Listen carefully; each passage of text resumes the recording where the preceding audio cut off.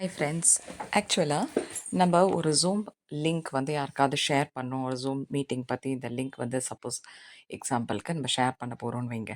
யாருக்காவது ஷேர் பண்ணும்போது என்ன ஆகும் அப்படின்னா, வெறும் இந்த ஃப்ளையர் மட்டும்தான் ஷேர் ஆகிருக்கும். அவங்களுக்கு வந்து இந்த கீழே இருக்கிற அந்த அட்டாச்மெண்ட்ஸ், இந்த கண்டென்ட்ஸ் வந்து ஷேர் ஆகிருக்காது. அப்போது அதை எப்படி நம்ம ஈஸியாக செய்யலாம் அப்படின்னா, அதுக்கு ஒரு ட்ரிக் என்னென்னா, இதை லாங் ப்ரெஸ் பண்ணிவிட்டு மேலே மெனுவில் இருக்கு இல்லையா, ஐகான்ஸ் நிறைய இருக்கு இல்லையா நம்மளுடைய வாட்ஸ்அப் விண்டோவில், அதில் வந்து இந்த 3 டாட்ஸ் இருக்கு இல்லையா, அதை ப்ரெஸ் பண்ணிவிட்டு அதில் வந்து ஷேர் அப்படின்ற ஆப்ஷன் இருக்கும். அந்த ஷேர் அப்படின்னு கிளிக் பண்ணிவிட்டு நம்ம யாருக்காவது அனுப்புறது வாட்ஸ்அப்லேயோ டெலிகிராம்லேயோ அனுப்ப முடியும். உங்கள் நேம்க்கு எதிராக கிளிக் பண்ணிவிட்டு சென்ட் கொடுக்க போகிறோம்.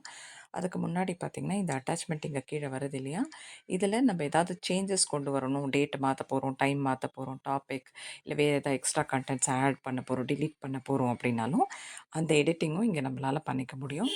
செஞ்சு முடிச்சுட்டு அதுக்கப்புறம் வந்து நம்ம வந்து சென்ட் கொடுத்தோம் அப்படின்னா, இது கூட இந்த அட்டாச்மெண்ட்டும் வந்துடும், ப்ளஸ் அந்த ஃப்ளையரோடு சேர்ந்து வந்துடும். எம்டியாக வெறும் இந்த ஃப்ளையர் மட்டும் இல்லாமல் அது கூட நம்ம என்ன ஆட் பண்ண போகிறோமோ அது அந்த கண்டென்ட் வந்துடும். அப்போ தான் அவங்களால ஜூம் லிங்க்கை ப்ரெஸ் பண்ணி அவங்களால ஜாயின் பண்ண முடியும்ல, அதுக்காக.